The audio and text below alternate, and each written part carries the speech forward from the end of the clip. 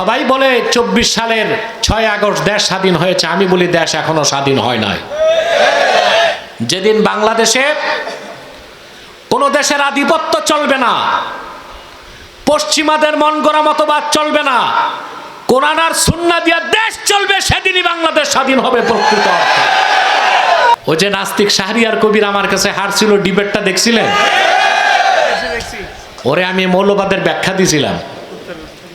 এই ব্যাখ্যা পাওয়ার পর, না কুত্তার গোস খাওয়াইতে চাইছি, ওটা আরেকটা, ওটা আরেকটা, ওটা হচ্ছে আহলে কোরআন, মানে আহলে শয়তান।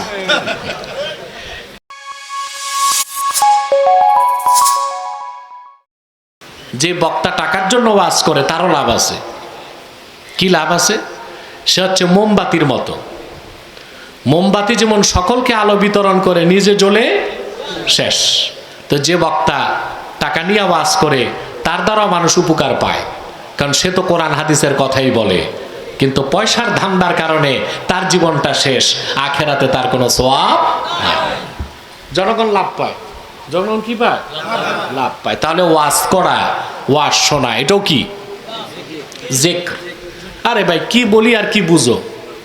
ওয়াজ করা, ওয়াজ শোনা, এটা কি জিক্র।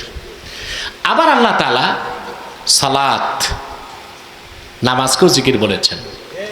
আল্লাহ বলেন মুসা নবীর কথা বলতে যে সূরা তাহাতে আল্লাহ তাআলা বলেন, ফালাম্মা আতাহা নুদিয়া ইয়া মুসা ইন্নী আনা রাব্বুকা ফাখলা'আ আলাইক ইন্নাকা বিল ওয়াদিল মুকদ্দাসি তুওয়া।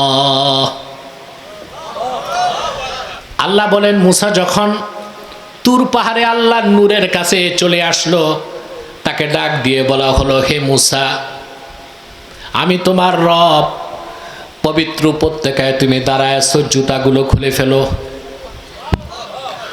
ওয়া আনা ইখতারতুকা ফাসতামি' লিমা ইউহা ইন্নানি আনাল্লাহ। মুসা, তোমাকে আমি নির্বাচন করছি রাসূল হিসেবে, ফাসতামি' লিমা ইউহা, তোমাকে যা ওহী করা হয় তা মনোযোগ দিয়ে শোনো। মুসা নবীর উপর এটাই প্রথম ওহী ছিল, ওহীতে এই কথাগুলোই ছিল। ইন্নানি আনাল্লাহ, আমি তো আল্লাহ। আল্লাহু আকবার। লা ইলাহা ইল্লা আনা, আমি ছাড়া আকাশে জমিনে কোনো মাবুদ নাই। ফা'বুদনি, আমার ইবাদত করো। ওয়া আকিমিস সালাতা লিযিকরি, আর জিকির হিসেবে আমার নামাজ কায়েম করো। তো নামাজটা কি? সুবহানাল্লাহ। এরপরে আহকামে শারঈয়া, আহকামে শরিয়া ল, যেটা এটাকে আল্লাহ জিকির বলছেন। কি বলছেন? শরিয়া ল বুঝেন? শরিয়া আইন, কোরআন হাদিস থেকে যে আইন, এটি তো আমরা বিশ্বাস করি।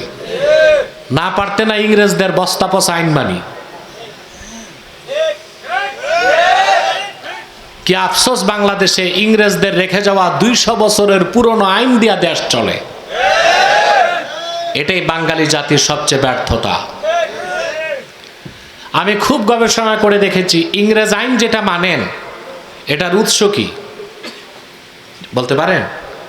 জঙ্গল।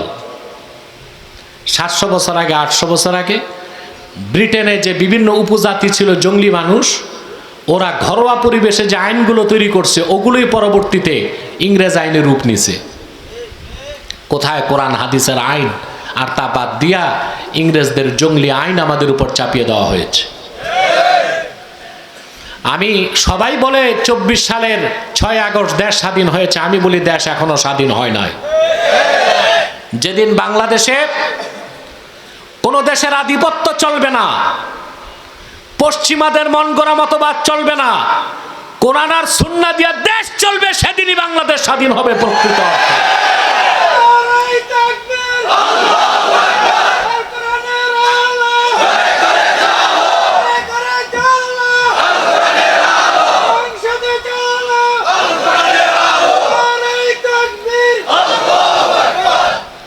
আল্লাহ কবুল কবুল করুক, আল্লাহ মঞ্জুর করুক। এদেশের প্রত্যেক প্র্যাকটিসিং মুসলিম, কাফেররা নাস্তিকরা যাদেরকে আমাদেরকে বলে মৌলবাদী মুসলিম, আমরা তো মৌলবাদী হইয়াই তো মুসলিম হয়েছি, আর মৌলবাদী বলেই তো গর্বিত, কথা বলে না। ওই যে নাস্তিক শাহরিয়ার কবির আমার কাছে হারছিল, ডিবেটটা দেখছিলেন? ওরে আমি মৌলবাদের ব্যাখ্যা দিয়েছিলাম। এই ব্যাখ্যা পাওয়ার পর, না কুত্তার গোস খাওয়াইতে চাইছি, ওটা আরেকটা, ওটা হচ্ছে আহলে কোরআন, মানে আহলে শয়তান। তো ওই সংজ্ঞা শোনার পর শাহরিয়ার কবিরা দেখছি মাথায় কোনো চুল ছিল না, বাকি চুলগুলো ঝরছে। আমাদের যাদেরকে মৌলবাদী মুসলিম বলে, আসলে আমরা মৌলবাদীরা এটাই চাই, বাংলাদেশ কোরআন সুন্নাহর আইন দিয়ে চলবে।